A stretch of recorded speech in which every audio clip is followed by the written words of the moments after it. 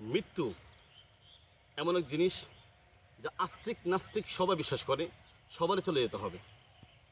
আল্লাহ তাআলা বলেন সূরা আরাফের 34 নম্বর আয়াতের মধ্যে, ওয়ালিকুল্লি উম্মাতিন আজাল ফাইযা জাআ আজালুহুম লা ইস্তাখিরুনা সাআতাও ওয়া লা ইস্তাকদিমুন। প্রতিটা উম্মতের জন্য তার চলে যাওয়ার নির্ধারিত সময় রয়েছে। যখন সময় চলে আসবে, ন্যানো সেকেন্ড না আগে হবে, ন্যানো সেকেন্ড না পরে হবে, যথা সময়ে কবজ। ঠিক এরকমভাবে আল্লাহ তাআলা বলেন, কুল্লু নাফসিন যায়িকাতুল মাউত, প্রতিটা মানুষের মৃত্যুর স্বাদ আস্বাদন করবে। সুম্মা ইলাইনা তুরজাউন, তারপরে আমার কাছে ফিরে আসবে।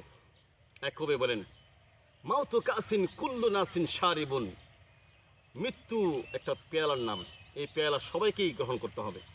কবরু বাইতিন কুল্লু নাসিন দাখিলুন, কবর ঘর যেখানে সবাইকেই প্রবেশ করতে হবে।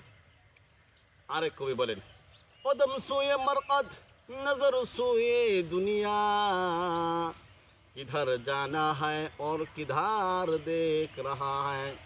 আমাদের সকলেরই কদম কবরস্থানে যাইতেছে, আর আমরা সবাই তাকায় রয়েছি দুনিয়ার দিকে, কোথায় যাওয়ার কথা ছিল আর কোথায় যাচ্ছে। হায় আফসোস।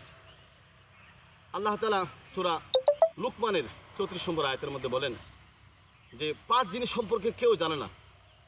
সর্বশেষ যে জিনিসটা সেটা হলো মৃত্যুর কথা বলতেছিলেন। ওমা তাদরি নাফসুম বিআইয়ি আরদিন তামুত, যে মানুষ কোন জায়গায় মৃত্যুবরণ করবে কেউ জানে না। 1 মিনিটের নাই ভরসা, 1 মিনিটের নাই ভরসা রঙের দুনিয়ায়। 1 মিনিটের ভরসা নাই, কচু পাতার পানির মতন মুহূর্তে ঝরে পড়তে পারে। তারপর আমরা কত রঙিন স্বপ্নে বিভোর। আসলে আমরা এখন ভরডোল গুরুস্থানের মধ্যে অবস্থান করতেছি। গুরুস্থানটা দেখে মনে হচ্ছে আমার এরকম নিরিবিলি স্থানের ঠাঁই হয়ে যাবে, কেউ আসবে না দেখতে, কেউ আসবে না স্মরণ করতে। এই জন্য সর্বশেষ বলি, যদি কোনো দিন হারিয়ে যায় ক্ষমা করে দিও, ক্ষমা চেয়ে যায়।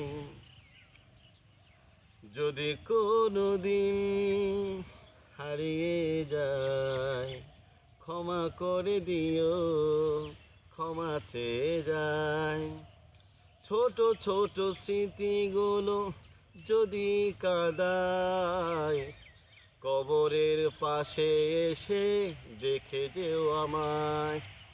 না হলেও চোখে দেখা অনুভবে দেখে নিও, ক্ষমা করে দিও।